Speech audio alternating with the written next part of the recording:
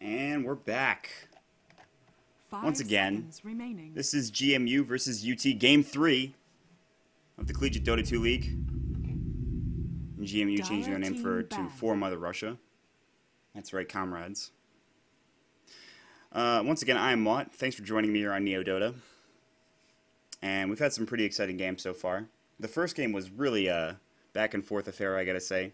It included a Templar Assassin, a Bat Rider, and I mean, it was crazy back and forth. Smoke ganks turning into Raxes. It was pretty crazy. UT took that game pretty convincingly. 10 seconds remaining. The next game, though, GMU had the revenge. Korok on the Juggernaut Radiant with his team Aghanim Scepter. battle. And then, of course, Austin on the Brewmaster carried their way to victory in a pretty convincing 20-minute fashion. And we're back for Game 3 right now, so the winner will move on. Of course, this is the first round of games in the Eastern bracket. Remember, this is the Dire Collegiate team Dota 2 League. There's a battle. lot of really high-end universities in this tournament. You know, universities that you expect to be seen on the football field, Radiant like team USC, pick. UNC on the basketball court, of course. But we have George Mason University versus University of Toronto. And we're going to get into the pick ban phase real quick. Bat Rider plus Undying will be the ban out on the side of For Mother Russia, a.k.a. GMU, George Mason University. Dire Wisp team plus pick. the Templar Assassin will be the ban out, and they leave Darkseer available. And I guess Korok and his team are okay with Darkseer going on the side of UT. Such a strong hero. You can expect to see him in the offlane solo. Anywhere else would be a mistake, in my opinion. You can send him into the jungle, of course. There's a lot of places you can send him. Would you send him there, though, is the question. My answer is probably no. Jakir will be the pickup on the side of Dire GMU. team pick. A hero that was picked up Chaos Knight. on UT. And Radiant Chaos Knight once team again will be pick. picked up on GMU. A hero they had a little bit of trouble with in the first game was played by Austin, I believe, and they didn't do too well with it. In fact, they really relied on Korok and the Templar Assassin, and they relied on Klink's played by Falls as well to really get the kills there. And the Chaos Knight really didn't do too much. Of course, his stun is really nice in the Reality Rifter as well, but you expect to be, you know, Chaos Knight's supposed to be a little bit more scary, 10 seconds and it just remaining. didn't turn out well for them. And in fact, the Chaos Knight in every game has lost so far. We've only 5 played 2 games, though, seconds so remaining. the third game will feature another Chaos Knight, and we'll see what happens. Reserve time. Just a reminder, guys, while we're in the pick ban phase here, a lot of good casts coming up on the side of NeoDota here, as well as my own personal streams. We have the GEST main event coming up tonight. I'm not really sure if that's going to be on the Dota Talk stream or on the NeoDota stream just yet, but that'll be at 2 a.m. Eastern if you're one of those night owls. I know I'll be up and I'll be casting all night into the morning. You'll also be able to check out LD and Gods. They'll be casting some games for that as well.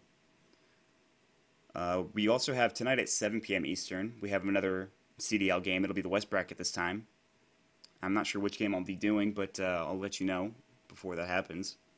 Reserve time. Tomorrow we have the Sunday Tide Evening Hunter. Cup Series, which I do every Dire week team as of right pick. now. You can find some of the best NA amateur players in the place right now. Just they're always playing that, always looking to get better, always have some great games there, and that'll be a lot of fun. And I might be even doing some more CDL games tomorrow as well. So keep that keep the stream open. And if you like my casting, I'd really appreciate you to follow me on my Twitch channel, which is 10 twitch.tv/MautDota2. seconds remaining. Back into the pick ban phase, though, we see Rubik on the side of UT right now, plus the 5 Tidehunter. seconds Tidehunter was remaining. played extraordinarily well in that first game that they had, and I believe it was Empyrean who played the Tidehunter right now. Reserve So they've got a time. lot of supports at this point in time. No carries just yet. They might send Rubik into the mid lane, or they might use him as support. As a support, I'm not really sure. We don't really see Rubik too often in the mid lane anymore, which is unfortunate because that's where I love to play him, and that's where I love to see him be played. But there's many places you can send the Rubik. I'm not sure where yet, though. It looks like right now they'll have the Darkseer on the offlane. Rubik and the Tidehunter will be the supports in that solo safe lane, or in the safe lane, not the solo safe lane. GMU looking to pick their last hero of this first pick phase up in just a second.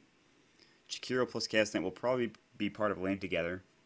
They'll need another support if they want to go for a tri lane. They might pick up a mid hero here or an off laner. I'm not 100% sure yet. They've got 45 seconds on the reserve time right now, so both teams taking a bit of time just thinking about what they want to do. And this is game 3, I'd say. Yeah, you really want to go through your picks, see what you can get, And Leshrac will actually be the pickup here Radiant on the side of team GMU. And we ban. have not seen him play this entire series yet, and I'm really excited. He's such a strong pushing hero. Edict, of course, is very annoying to deal with when you're pushing towers. Split Earth, a very strong stun. And with Chaos Knight and with Jakiro in a lane together, that could be devastating. I think that's a very good tri-lane. So GMU has a very strong tri-lane already. The bans will come out again. Once again, please let people know in Dire chat team ban. if the stream is bad. I'll try to fix it. Everything's been working so well, for now at least anyways, so you can keep that in mind. Bounty Hunters are the next ban coming on the side of UT. And this has been another hero that we've seen in both games so far. Hasn't really contributed too much. The track hold, of course, is nice, but this time around, not so.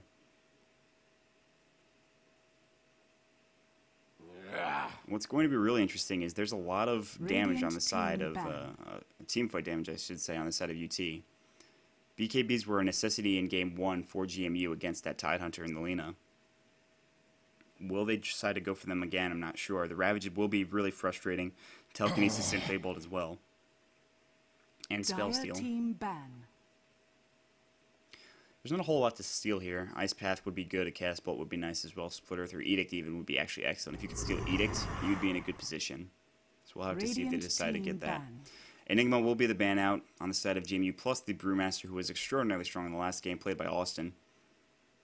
And then in the Invoker ban coming from the side of UT, they're banning out some mid-heroes, realizing that they haven't picked up mid-hero yet, unless they send Leshrac mid, which I definitely don't think will happen. Leshrac can be played mid, but I never see that in any sort of competitive game, which is sad. But I don't think Leshrac minds.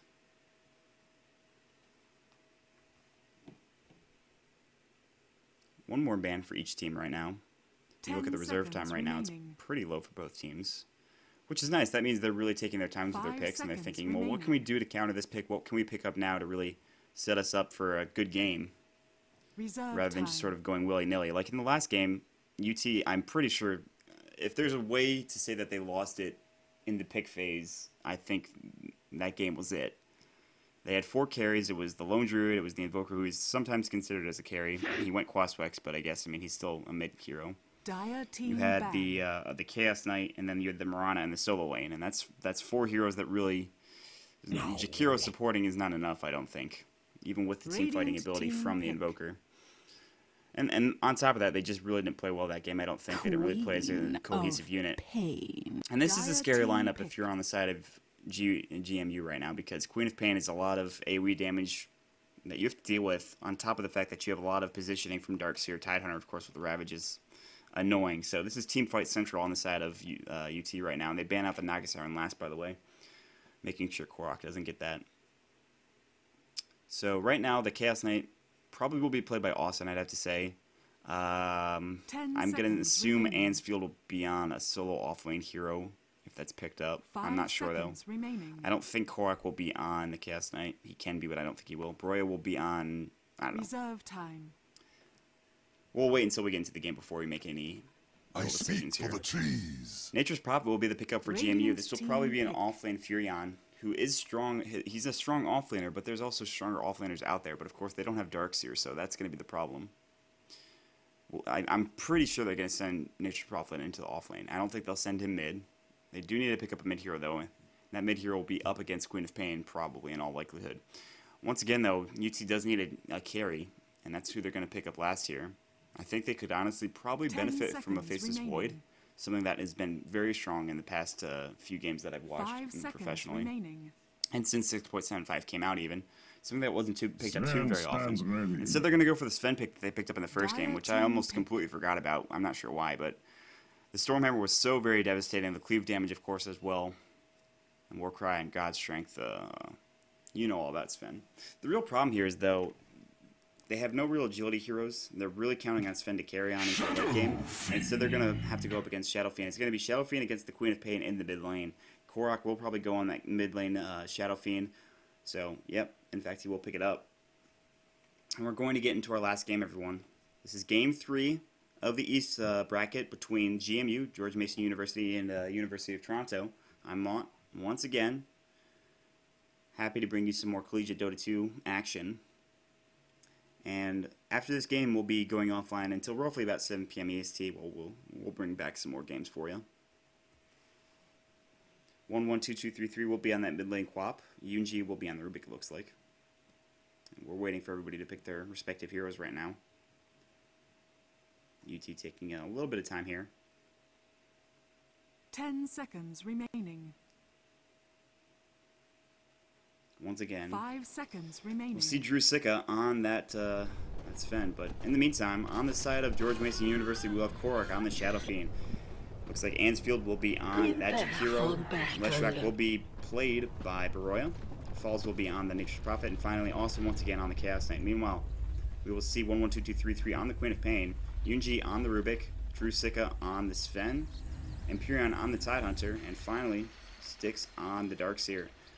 Looks like right now, 4 heroes on the side of UT heading into the bottom jungle looking for a gank here, but Austin and his team are actually back in their own base. They're not really looking for anything at this point in time. Korok is actually looking to head top right now. Are they going to send Austin mid lane right now with Baroya here? It's going to be a dual mid, a dual top, and it looks like it'll be a solo offlane Furion. So something that I did not expect to see. I expected to see a tri-lane with Jakiro plus the Leshrak in it, but instead they're going to go for a dual lane, which is an extraordinarily strong dual lane in the mid lane right now. And of course, Jakiro plus Korok is also pretty scary, going for Necromastery first. Obviously, going to get that right-click damage up as quickly as possible right now, only doing 44 physical damage, pretty low. Everybody's looking for some sort of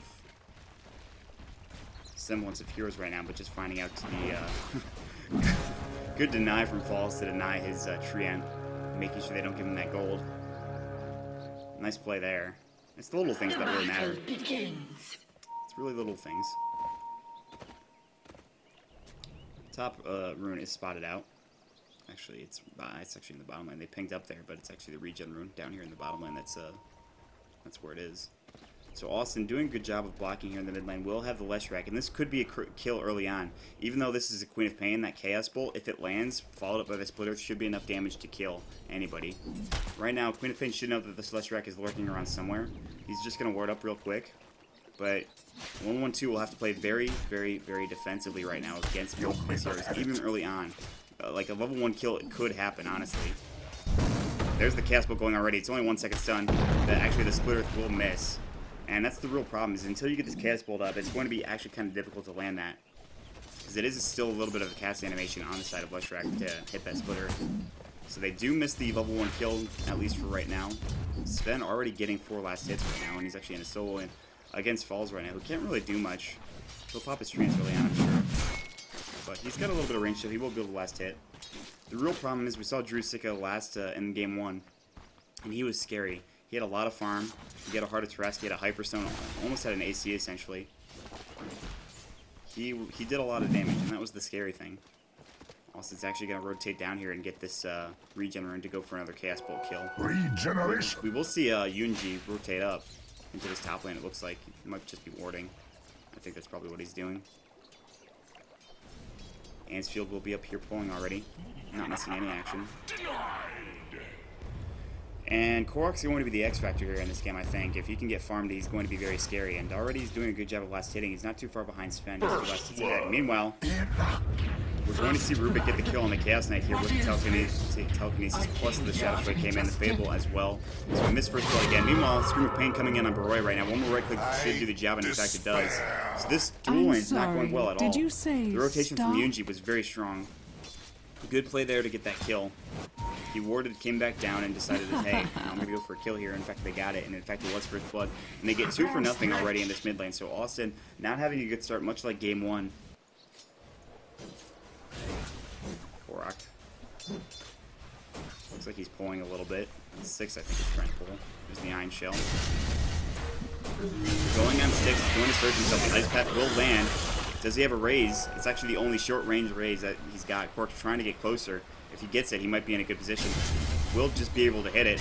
And actually, they just came off cool on him, but Korok barely not getting enough, and he's actually taking tower damage. But he'll be just fine right now. But Styx was very close to going down at about 20 HP. Meanwhile, dive coming in. 1-1-2-2, and Yuji are getting plenty of kills here. It's actually 4-0 right now. So meanwhile, while that dive was happening down in the top lane, I missed a double kill here going on the side of the Queen of Pain. Already level 5 here. And they're looking really strong. I mean, yeah, Queen of Pain level 5 is not a good position. They're already pushing his tower. GMU not having a good dual lane. Rubik is really helping out 1122 here. Yunji playing extraordinarily well. Falls.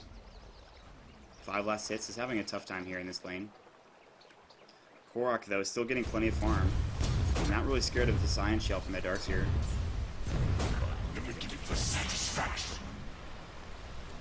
He's only got 1 last hit. Six only has 1 last hit, and that's ridiculous when you consider Iron Shell. I mean, it's a very strong ability, and the fact that he's only got 1 last hit means Korok is doing his job when he's trying to deny, and he's doing a good job of it, so...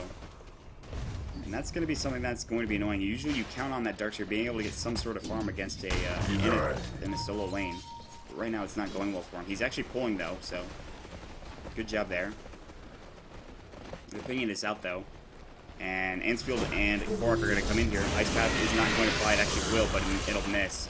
It's a good job by 6 to avoid it, but he's actually out of surge right now. Some raises will go. He's not going to try to juke these at all, it looks like. Oh, he's not using them. Korok, where's the surge? Oh, he's actually out of, or your raise is actually out of mana. But Jakiro will get the kill using that dual breath. So good job there. That's their first kill, and they're on the board now. Austin's farm, though, it's not where it needs to be right now, and that's the tough part. Rotation coming from Jakiro. Looks like he's going to head to the mid lane. He's got an Ice Path available if they wanted to go for a gank, but he's just actually going to head back top. Here's the reality here. 2-second stun. Splitter will land. It will indeed. Will this be enough? Edict is going to fly off as well. Screaming Pain is going to do a lot of damage to Austin, and that's actually going to be a kill, I think. He's going to try to deny him. There's the deny from Baroy. Good deny there. But that was a bad initiation that got counter-initiated immediately. They just don't have enough damage early on. Even with the Split Earth and the Chaos Bolt and the Edict, it's just not enough damage. And the Shadow Strike, the Scream of Pain doing such a good job. Yunji with the Fade Bolt as well. TP coming in. Austin's died 3 times now in this mid lane, and his farm is... It's non-existent. I mean, it's just not there. Meanwhile, Drusik has been getting free farm. He's level 5. He's got 30 last hits. UT's got sort of a stranglehold on this game early on. Telekinesis onto Austin. Just for no apparent reason. Korok with 26 last hits. He's got treads right now. He's got 20 stacks of Necromastery, so his right-click damage is pretty high. So he's looking good as far as that goes. Of course, Styx is only level 4. He's not really getting any farm. He's got still only 1 last hit, which I don't know how that's happening, but Korok is doing an excellent job of denying. So they've got that going for them, which is nice, but I don't know if they really have anything else. Prophet is in the jungle right now, realizing that he's not getting any farm in the bottom lane. He just gives his lane up, essentially, to Sven, which is surprising, but not really unexpected. Dire's top tower is under attack. I would imagine that if he got... I mean, they need to get somewhere in there. Splitter will miss. Nice blink away from 122. I don't think would have landed even if he did. He didn't blink. There's the Cast Bolt. Austin will go down once again. Tower getting the kill there. Dying 4 times right now, and this dual lane is not working at all. They need a gank from somebody. I think Phallus could perhaps get in there and get a kill, but he's actually got no mana regen right now, and he can't even... He'll have enough to TP back in just a second, but he really needs more mana. Meanwhile... Bottle double damage are going to go on the Queen of Pain, and she might go on 2 for right now. Oh, that's a lot of damage. Chaos Bolt is going to go for 2 seconds. 1122 taking a lot of damage. Austin, though, getting it right back from the Queen of Pain. He's going to pop another bottle charge, and she'll be alright, and she'll be able to stay here. Empyrean is actually pulling the creeps away from the tower so Sven can just take it down as quickly as possible. 7-1 for UT right now, and the game that Korok and his team had last game is starting to go in the opposite direction. Spell Steal coming from UG. It is a Chaos Bolt right now, and they are looking really strong. This tower is actually at half health, so this dual lane is going really well for them. Not so on the side of the Leshrac and on the side of the CK. And False, he's got about 1,000 gold, but he's not been doing much. Ansfeld and Korok, though, you can't count Korok out. He's got a decent amount of farm. He's got about 1,000 gold in the bank right now. Styx still only has 3 last hits with 11 level 3 Iron Shell. That's really a big problem. There's the Chaos Bolt going on Austin. It's 4 seconds in the mid lane, but no follow-up coming in. Empyrean and Drusika, they're going to take this tower down pretty... It's actually deniable right now. If someone TP'd in there and denied it, they could save themselves a world of hurt, but I don't think that's going to happen. Soul Ring recipe coming in for the Chaos Knight. And I don't know if that's what he needs. He needs more right click. I mean, they've had the setup. They've had the Split Earth. They've had the Chaos Bolt into the Split Earth. There's not been enough right click damage. Invis rune coming up on the Leshrac right now. Queen of Pain looking for it, will not find it. Has Sonic Wave, by the way, and this could be scary. Here comes Austin on the high ground. Body block coming in. There's the Reality Rift. Where's the stun? 3 seconds will fly out. Now 1122 actually might be in a bit of trouble, and will go down. Leshrac will get the kill with the Edict, and they needed that kill really badly. So good play there by Roya and Austin to get that kill. And they do actually, Nature's Prophet does TP in, and he does deny the tower. So they do save themselves just a little bit of gold there. So now, not looking nearly as bad. I'm sure if we look at the graphs though, it's, yeah, 2,000 experience is actually not too much, but the gold also 2,000, so they're not too far behind, but they're in a bit of trouble. They could use some help from Korak, who has a lot of last hits. He's got 52. He's going straight farm mode right now, and this is the scary thing. This is a professional player who's played on professional teams. Once he gets farm, you don't know what could happen. We've seen it before.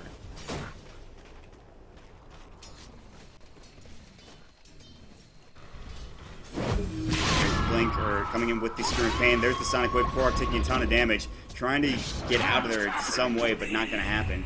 He's not out of Requiem of the Souls. Meanwhile, in the bottom lane, Sven will get the kill on Baroya, but will actually go down to the Leshrac Edict damage. There was a gank on him, so the fact that they try to get a 3v1 gank and still got the kill on, and Sven still got a kill on one person is kind of not good. The fact that Korak goes down up top to that Queen of Pain is not a good sign. They've got a little sign of life in them still, but they're just in a bit of trouble right now. They need to get some more farm. They need to get kills, and it's just not happening for them. They've really got dominated in this mid lane. I mean, the Canis Knight died like 4 times, I'm pretty sure. Yeah, he died 4 times, only got 1 assist, no kills. Kill 1 for the Leshrac. Now, Korak's back here in this top lane. We'll see another rotation coming in from Sven, who's looking to go for a kill here with Warhammer. He's going to pop the war card. They're going to go for it. Korak, you're in a bit of trouble, my friend. There's a Stormhammer going in. That's a lot of damage, plus the Iron Shell. Korak is going to go down once again, I think, and there's going to be the Urn Charge, and it should be enough, I think, to get the kill there. There's the Chaos Bolt. Korak trying to stay alive just to do enough raises. Also looking to get the kill there. There's going to be a nice Sprout trapping him in. He will go down. Now Styx is going to surge away, but Chaos Bolt is up. Styx is going to try to juke into the trees. He has a TP. He's TPing out. Need a stun, need a stun, need a stun, and it's not going to fly. Just barely missing. Not in time there. Rotation coming in from Baroya right now. I'm surprised they're not really putting much pressure on the towers. Meanwhile, Ansfield getting dove on by the Queen of Pain, who's taking damage from the tower now. Has to back off. We'll pop a bottle charge.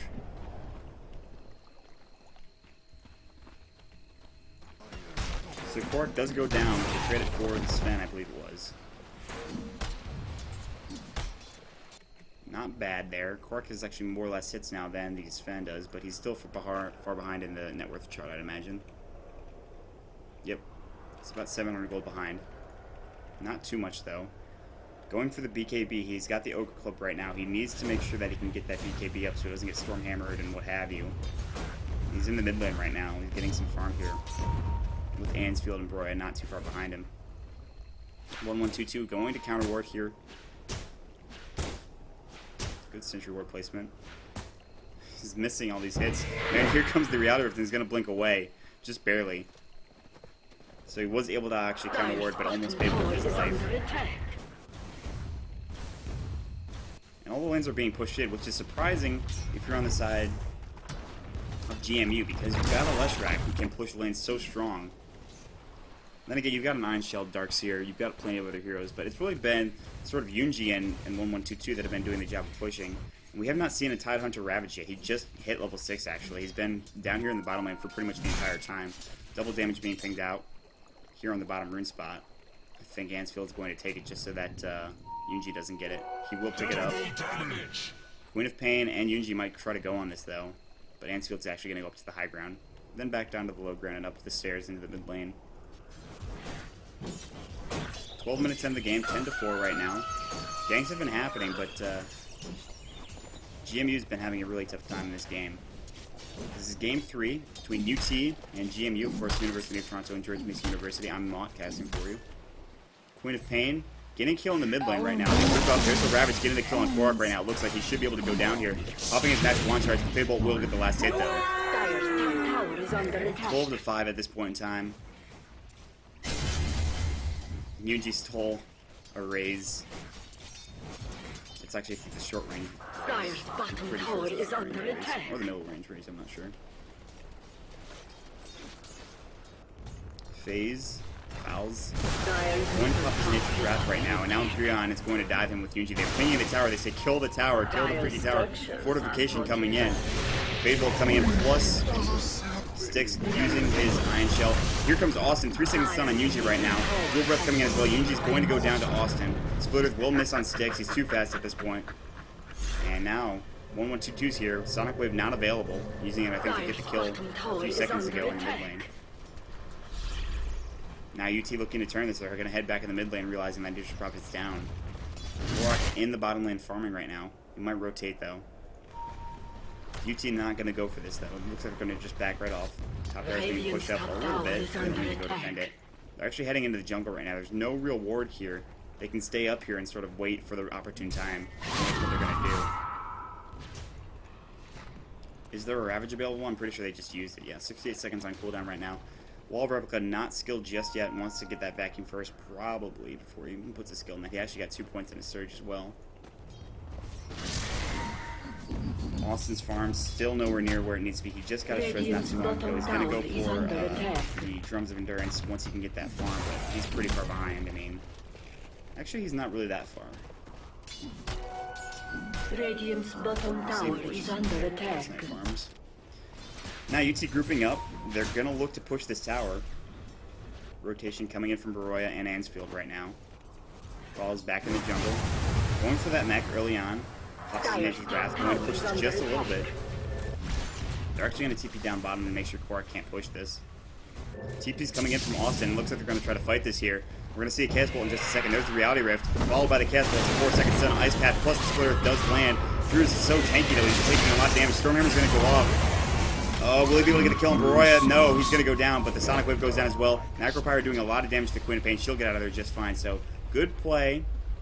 They're able to defend this this tier 1 tower. They're actually catching up in kills. They're not too far behind. Korok's getting his farm going. He should get his BKB relatively soon. Ice Path just barely missing on 1-2. In fact, I thought for sure that he got it in, but not so. They're going to try to push this tower. Nature's Prophet plus Edict damage, pushing this pretty quickly. The fortification is available. Will they pop it is the question. No, it's going to go down. Let's wreck getting the kill on the tower. They needed that tower kill. And now Korok is actually pretty good in farm right now. Not too far behind that Queen of Pain. In fact, only 200 gold away.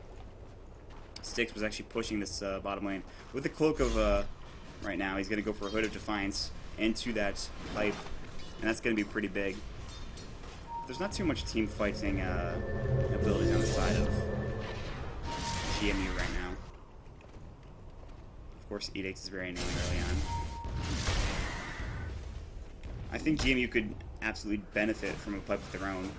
They really need one against a lot of this team fight. The Ravage, the Sonic Wave, the Fade Bolt. Yunji doing a good job of counterwarding this entire game. Styx picks up an Invis rune. Still only 1 mil talisman plus the treads on the Queen of Pain. Probably working towards that Scythe of Vice. Almost has enough for an ultimate orb. Might buy one here in just a second. We'll go for a Mystic Staff. We'll see soon. That was good of you. Counter ward coming in from UT right now. There's 3 heroes here on the high ground, with 2 pushing down this tier 2. Surge coming in. They're looking for the kill on Korok. I think Nature's Wrath is going to fly in.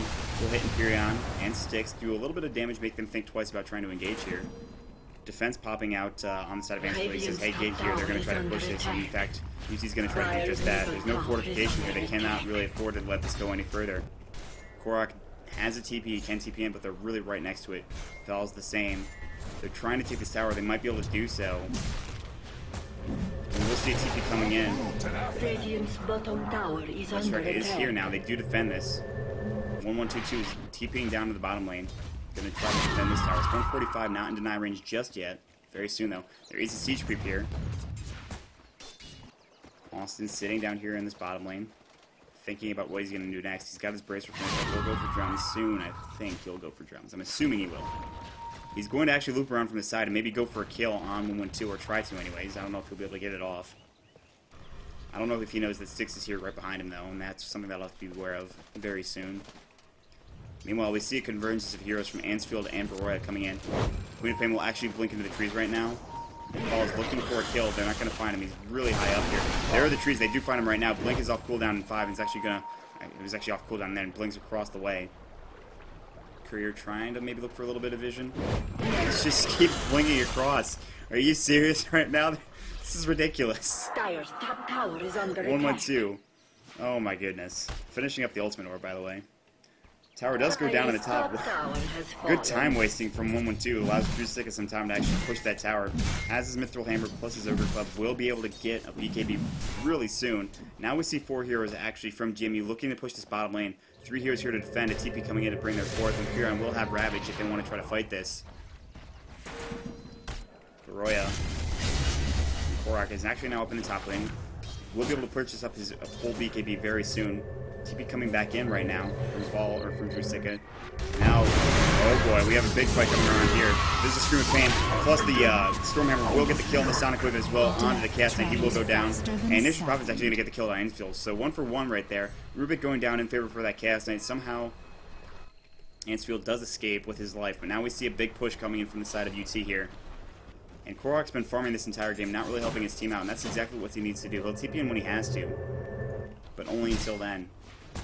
He'll keep farming.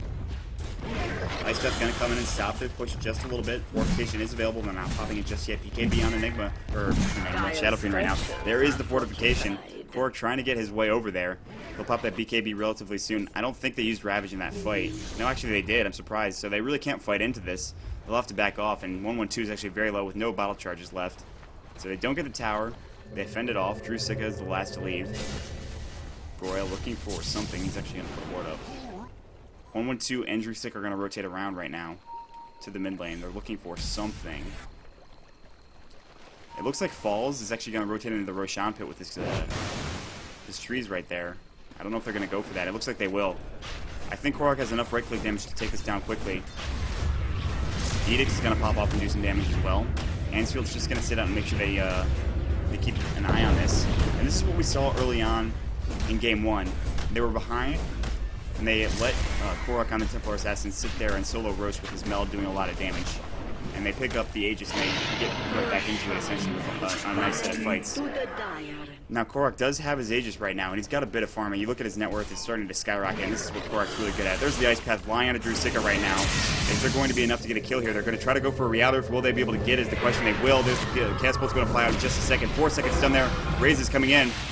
They need some. There's the Wall of Replica. That's going to be a lot of damage. Korok coming in, doing a bit of damage. Sven will buy back right now. Ice Path going to miss. TP coming in from the Sven and from a lot of people. Korok has to get out of there. They shouldn't try to fight into this. Korok is very low. Scream of Pain trying to get the kill for the Aegis. Not going down just yet. Actually getting the Queen of Pain before he does go down. There's the Ice Path. Oh man, that's a lot of damage coming in. Right now, Korok and the Castanet are the only ones available. He's going to try to get out. He will barely be able to TP out of there somehow. So good buyback from Sven. Losing the Queen of Pain though. They're able to defend off that fight. And of course, the Darkseer are very strong with that Wall Replica. And just getting so many kills. Sven came in there with his cleave damage. You see all these 3 puddles of blood right here. And that's really where the fight went down. And by fight, I mean Sven manhandling the entire opposing team. But Korok losing his Aegis right there with that fight. Radiant's bottom tower is Shadow under Amulet attack. available for him right now. He's actually going to be going for Lothar's Shadow Blade. Oh, this tower's actually going to get... No, it's not going to get denied. The Catapult does its job and gets the kill. I was very surprised that Imperium wasn't able to get there in time. I completely whiffed on the fact that there was a Catapult there. Did not see that. Looking at the graphs again, I haven't looked at those in a while. We have about 1,000 experience going in favor of UT right now, and only about 2,000 gold. So they're, I mean, GMU's not too far behind, but with Korok going down with that Aegis, that sort of, at least he didn't die. You know, at least he didn't go down 2 times. He lost the Aegis. He didn't really lose too much net worth there. He's got a Shadow Amulet. He's going to come out with the Lothar's Edge pretty soon. Falls going with the Ultimate Orb, has the neck right now. Meanwhile, Drusicka is actually going to get caught in there.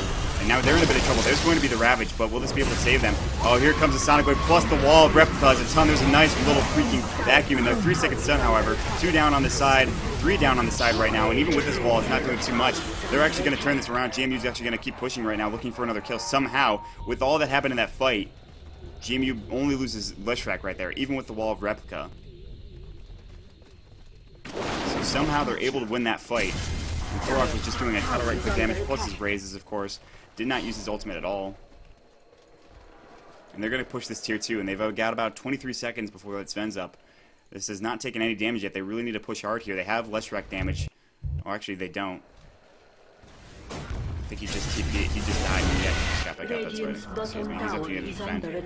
They're going to try to take this tower. There is a fortification available. They should be able to fortify this and maybe defend it off, but it's taking a ton of damage. They're actually not going to get it. Quark's actually going to TP to the top lane now. They were trying to push the tier 2 up in the top lane right now with Queen of Pain, with illusions. It's a good job by GMU turning that fight around somehow. It was a good initiation from Drusicka. The Ravage sort of wasted some time, but it wasn't really coordinated with anything else. The Wall of Replica was really good into the vacuum.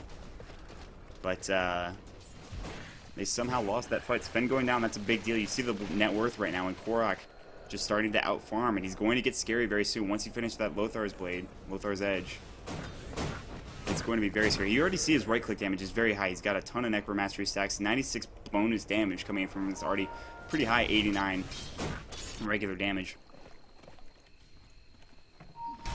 And if they can get a pipe on the side of GMU, they're going to be in a very good position. They have a mech now on the side of Nature's Prophet, which is very helpful, but if they get a pipe, they'd be in an even better position. And we saw actually a Hex Stick being built by Falls right now, so instead of going for a pipe, they're actually going to go for that instead. There's the Shadow Blade finish for Korok right now. And oh boy, is that scary. You look at the hero level right now. Sven is actually not too far behind. Korok level 15 now.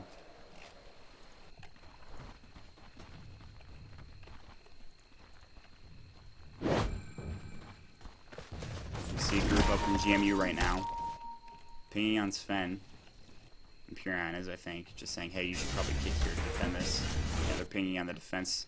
He's got a TP. He should be able to get there. He's actually got a BKB right now, plus his Urn of Shadows is available. Fortification coming out. I think that was Edict damage that was stolen. In fact, it was. Fortification's still going, but it doesn't matter. This tower is going to be gone. They can't defend it. And right now, the pushing is really strong on the side of GMU, so they can't really look to fight anything right now. Do they have a Ravage? They do. They have a Sonic Wave as well, so they can look to fight if they want to try to take this tier 2. I don't know if this is a good move for GMU right now. They have no Aegis right now. They're going to try to do a little bit of damage, maybe back off when they see Sven has backed. He's going to try to take the tower and then TP in, I think. Oh man, there's going to be the Chaos Bolt. Ravage coming in, but this BKB on Korok, who's actually going to use his ult. It's going to catch on 2 right now. At least a little bit of damage done. Reality Rift. Ansel's going to go down as well. Edict damage coming from Yunji as well as Baroya. There's a lot of kills happening. Buybacks happening from the Queen of Pain right now. Korok and Austin trying to get out of there. They're very barely alive right now. I think Austin will go down. Korok should be able to get out alive. He's got a TP. In fact, he's gone right now. But what about Austin? He's chasing them, ringing around the rosy, but he's gone. So 4 for 3 is what the trade was with the buyback from the Queen of Pain. The BKB was popped by Korok, but there's still a lot of damage all over the place. So GMU probably should not have fought that.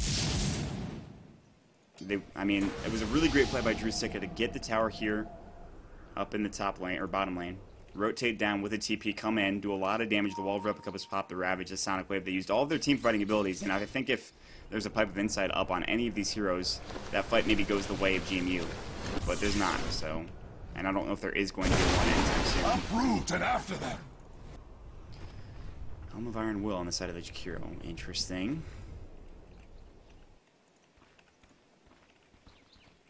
Hextick is almost finished up on the Queen of Pain. Likewise, Falls is still pretty far behind from getting it. Still needs his Wardstone. And then, of course, the Mystic Staff. Drusicka now getting that Hyperstone, which he got in the previous Game 1. And he'll probably look to get a Reaver next, and then build that into a Heart of Trask. So just getting the Hyperstone just so he can attack Worker, not even going for the AC fully. Or Mjolnir, or whatever it might be.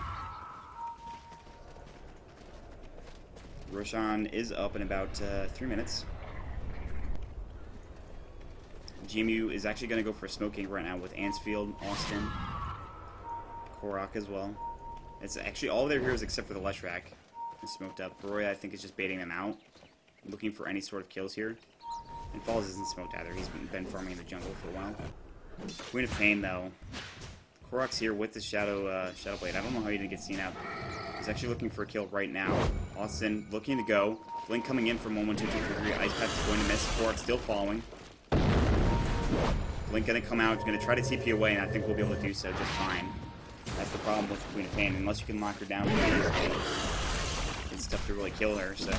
Smoke tank, nothing really gotten out of that. Meanwhile, tier 2 mid is actually being pushed, and it's taking a lot of damage. It's gonna go down. There's no fortification, so... Nice job by UT. Actually popping the God Strength there to get the kill on that tower and Warcry as well. Hoof it out of there. Counter warding here. From the side of Imperion, who's actually going for a mech as well. Buckler being purchased up, just needs the headdress and the recipe. Pipe finished up on the Darkseer.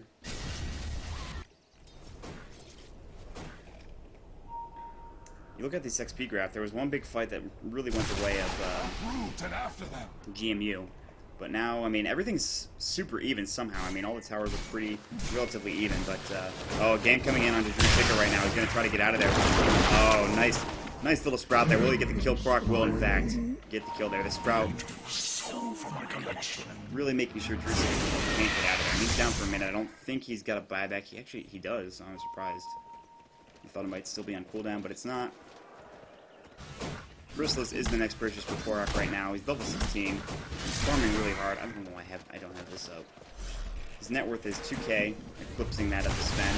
This tower's getting pushed. No fortification just yet. Falls is going to send his treants in there. They want this tower. Sven, in fact, will buy back. They have all of their ultimates available. Ravage will fly out, will hit no one because Korok pops his BKB. Waits for Ravage right now, and Imperium's going to go down. There's the Sonic Wave also not hitting on anybody, so that's a pretty big whip. There's the Vacuum, plus a lot of damage from the Cleave. Oh man, Korok gets eliminated immediately, and that's the real problem there. The Cleave damage from Drusicka plus the Vacuum is just too much. Like, that should have gone so much better for GMU, but it didn't. And Jakiro will go down as well somehow. I don't know why he was still there. That's the real problem there. You see that Vacuum coming in, they don't even need the Wall of Replica. Drusicka just does too much damage with his Cleave plus his God Strength. I mean, that's so much damage. You saw that Cleave just happen immediately, and like even with the Sonic Wave missing and the Ravage going off, it's just too much. Buyback will happen from Korok right now. Roshan is not up there, looking right there. They want to get it.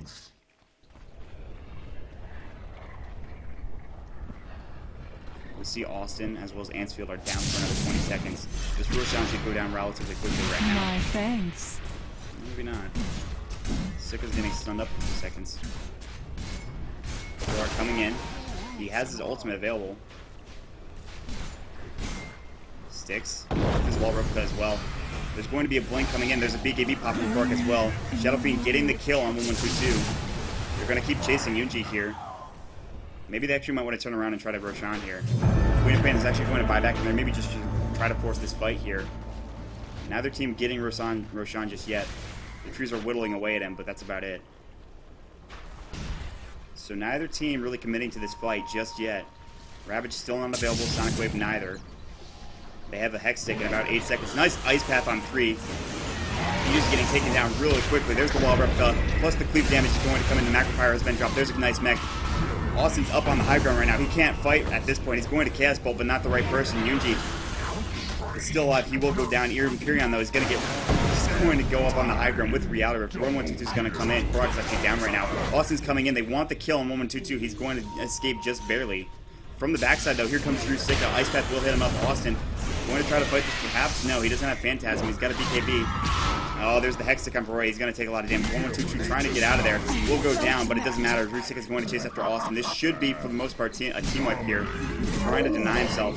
Now Drusicka is going to turn onto the creeps and going to take those. Ansfield will not die. He'll be able to escape to the Ancients. Buyback coming in from the Tidehunter is actually going to defend this top tower.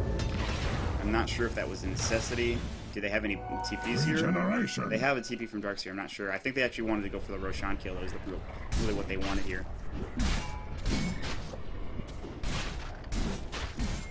And they should have no trouble getting this. So as much as Korok has farmed, the Vacuum plus the Cleave damage from the Sven has really been the troubling part of this game.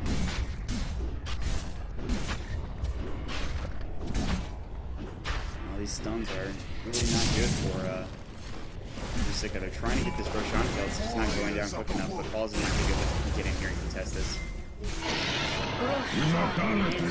Strength was even popped for the kill there. Aegis has been picked up for the Sven. They're going to back off now. The entirety of GMU is sitting here waiting for a kill, and they're not going to get anything. So 29 to 22. Let's look at the graphs right now. 5,000 in experience after that last team fight. And you can see there's like these little mini team fights where it sort of just leveled off for just a second, and then they kept going back into the Roshan pit. 4,000 going in favor of UT right now. And I don't know how... It's looking pretty good for the side of Sven and his crew.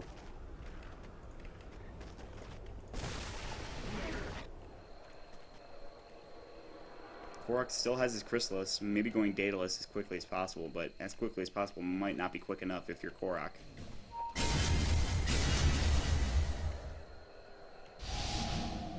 And I was surprised. Austin was doing a bit of damage there in that team fight, despite not really having anything. He's got a Black King bar, Vitality Booster. He's got a lot of tankiness, but he's not really the biggest right-click hero. With Phantasm, yes, but maybe not so otherwise. And he was getting kills just, you know, sitting on this cliff here. It was just him. There was no illusion. And he was getting plenty of kills. He got 2 there with Empyrean and Yunji going down to his, whatever it is, weapon that he uses. What does he freaking use, anyways? Where are you? It's like a axe thing, I guess? I don't know. It's like a scythe, even. A sickle. Whatever it is he uses, he does a lot of damage with it. Drusicka looking to get that Heart of Trash quickly. He's trying to get there. He's got his Vitality Booster finished up on the Courier. He's waiting for the recipe now just to get there. Meanwhile, let's check out all the other items here. The X-Stick has finished up for 1122 right now. Pipe I talked about, and he's actually going for an Agony Receptor on that Darkseer. Cloak on Yuji just so he doesn't take too much magic damage. Blink Dagger has been finished up on Empyrean for quite some time. Oh, this is interesting. Veil of Discord up on Jakira right now. So they go for the increased magic damage potency, and I like that pickup. That's going to be good if you can get a Requiem Souls in that.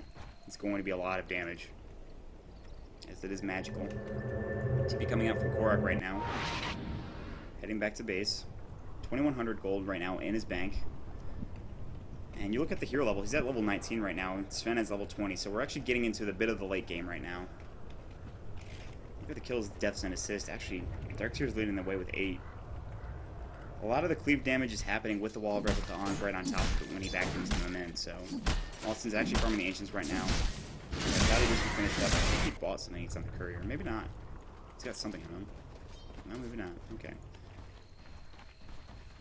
Furion finally finishing up that set device. I am ever so grateful. A little bit late, but that's okay. He has it now, which is all that matters. Demon Edge should be in the next purchase for Korok pretty soon. He'll probably put that on the Courier. Or he'll just sell his Magic Wand, actually, is probably what he'll do. Ping's coming out from the side of someone. I think it was on the side of UT. Maybe they're looking for a smoke gank here. Does anyone have smoke on them? No. No, no. Actually. Okay. With me. Not seeing this Demon Edge purchase just yet. Might want to buy it whole. A lot of farm has been happening. I think both teams are okay with going this into the late game. But this magical damage from both, from Time Hunter and Queen of Pain is eventually starting going to level off.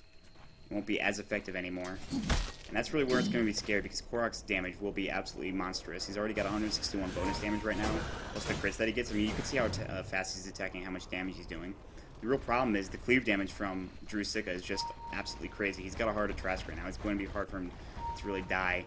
They're smoking up. They're looking for a gank here. They might even find Korok out, and he needs to be careful. He's got a TP. He also has a Lothar's Edge, but it might not be enough. They have a Dust of Appearance on somebody. I think it might be on Empyrean. No. It was on 1122, that's right. Korok, oh no. Oh no, Korok, you need to get out of there.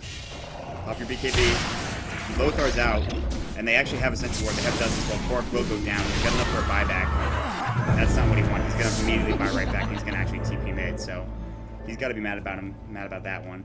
There was no vision there. There was no backup from his team. He buys right back, and he's just going to head to the Ancient Stack and get some more farm here.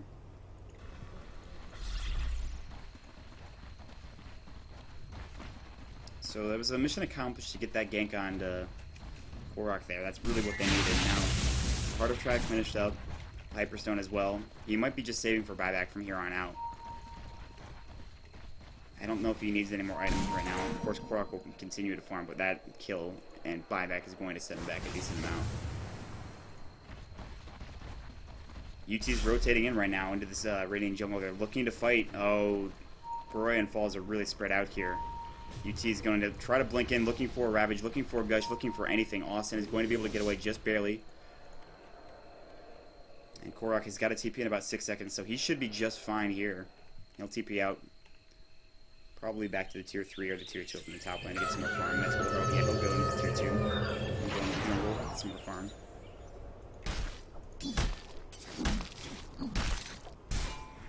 So very passive later portion of this game. No team really looking to initiate. I mean, of course, we have the smoke gang coming from UT right now, but nothing else. They're not really looking to push any lanes just yet. Here comes Empyrean, looking for a blink into a Ravage right now. He might find a Gush onto Baroyo. They might try to turn and fight this. Ravage is available. He won't use it just yet. Edict damage. There's the nice Ice Path coming in. I mean, GMU's getting caught out of a really bad position. Baroyo needs to get that. He needs to get that, but it's not going to go. He's going to go down. In fact, he gets hexed up, so he can't get there. So Baroyo will go down. He does not have a buyback, I don't believe. No, he does not. So he'll be down for 44 seconds, and they can look to push this now. We're still trying to farm. 2,000 gold in the bank. Nothing. That buyback really sent him back. Warriors of the wood. Life is popped up. They're getting ready to siege this. Surge onto Drusilla is going to do a bit of damage. Here's going to come an Ice Path right now. Onto 2. He's going to back them off for just a second. Allow Korok just to farm even more. Maybe even go for this tower kill. Fortification just going to make it so that he can't TP in just yet. Tower will go down. Nice Ice Path onto 2. Onto 3 even. Buyback actually coming in from Left Track. How did it? I don't know if he had enough money for that. How did he get it? Oh, the tower kill, that's how he bought back. Okay, Phantasm coming in from Austin right now. A lot of damage coming in from Drusilla though. There's the Macro Pyre, a ton of damage there, but nothing really happening just yet. Killing the Chaos Man right now. There's the Hexic onto Korok.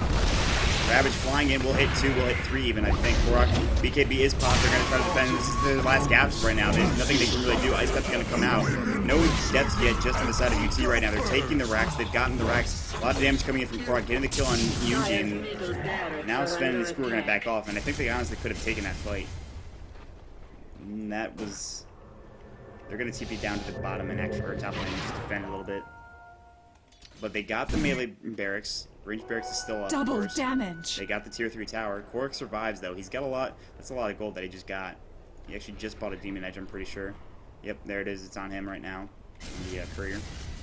And of course, he'll buy the recipe in just a second. He should have enough money in about, yep, almost 1,200. Scepter has been finished up on the Darkseer, and that's going to be even more damage that they have to worry about. Queen of Pain with a double damage rune is level 19. Let's look at the level chart here real quick. Level 22 for Sven and for Korok. Korok's been playing a losing game this entire game. I mean, they need some sort of miracle here to pull this out. Austin's really under-leveled. He doesn't have enough damage. And Sven is very tanky. They have to somehow focus him down. It's just not been working. In fact, he's got a Chrysalis coming to him pretty soon, so he'll even deal a little bit more damage. He'll probably sell this urn. He doesn't really need it anymore. Yeah, there it goes. So Korok with the Daedalus right now, that's going to be a lot of damage. He needs to get some nice crits. And that's going to be a lot of damage, but is it going to be enough to really stop UT is the question, and I'm not 100% sure if they can take them in a team fight. They just really don't have the team fight capabilities that the side of UT has.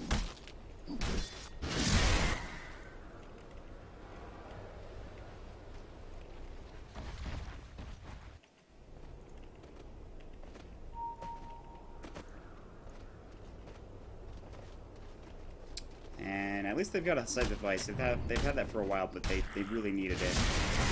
But it really didn't work well for them, but that's okay.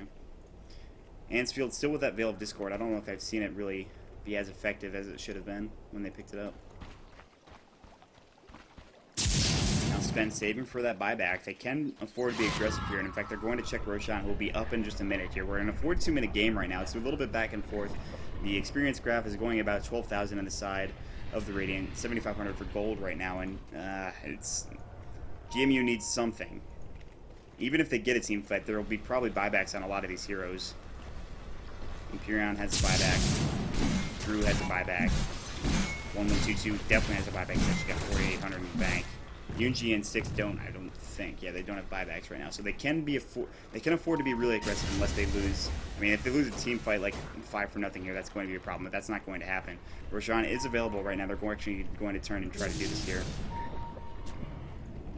Empyrean warding up on the high ground.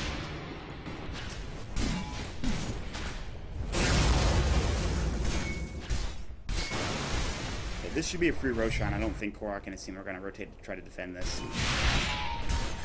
Rusika drops his TP scroll to get this kill here, and yeah, this Roshan will go down. Aegis will be up. And that's when they're going to try to push in, I think. Cheese will go on to mid pain. That was the third Roshan there. Austin trying to get some farm down here in the bottom lane. They're pinging on him. I think they want to try to head bottom, maybe to the bottom tower. Would be a smart maneuver on their part. Once again, everybody, this is Game 3 of GMU versus UT, of course, George Mason University versus University of Toronto. This is the Collegiate Dota 2 League. This is our opening matchup. It's been a really good one so far.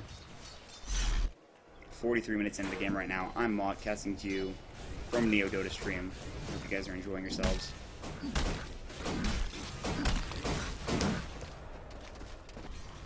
Instead of having mid or bots, UT's actually going to head to the top lane and try to take this tier 2 tower. It's been alive for far too long, according to them. With the G's and the Aegis, it will let them play a little bit more aggressively here. We're getting into the later portion of this game. Ansfield and his team are mingling around the dire side jungle. Near this tier 2, Austin's here ready to defend. I think they're just going to let this go and they're going to push into the tier 3. And that's what they're going to do. Warcry is top by Rusika. This Cleave does so much damage. His base damage is extremely high. Coming in to make some trees right now. Austin might go. Chaos Bolt onto Rusika right now. 4 seconds done. This is how they need to engage. They need to make him a pig. They do so. They will waste the Aegis. He'll be back in just a minute. They need to back off here, and they're going to try to go for Rusika once again. This is exactly what they needed to do. Nice ice path. There's going to be the Requiem of Souls. Not really where they needed to be. Rusika taking a lot of damage. There's going to be a Sonic Wave on top of a lot of Cleave damage, plus the Ravage, and that's just going to be it. There's so much damage there. Wow. So good job hexing out Rusika, but that's just too much damage right there. They take the tower. GG, well played, called out. And I gotta say, excellent set of games from these guys. I'm exhausted from casting this. I'll probably be back for a Western series of games from the West bracket. Once again, I'm Maut. This is NEODota 2. If you liked it, please check out not only follow this stream if you want to watch more competitive Dota, but follow my stream, twitch.tv/NEODota 2. There should be a bracket being posted sometime soon for the Collegiate Dota 2 League in the chat. You can check that out. Thanks for joining us tonight, guys. I really appreciate it. Have a good night, everybody.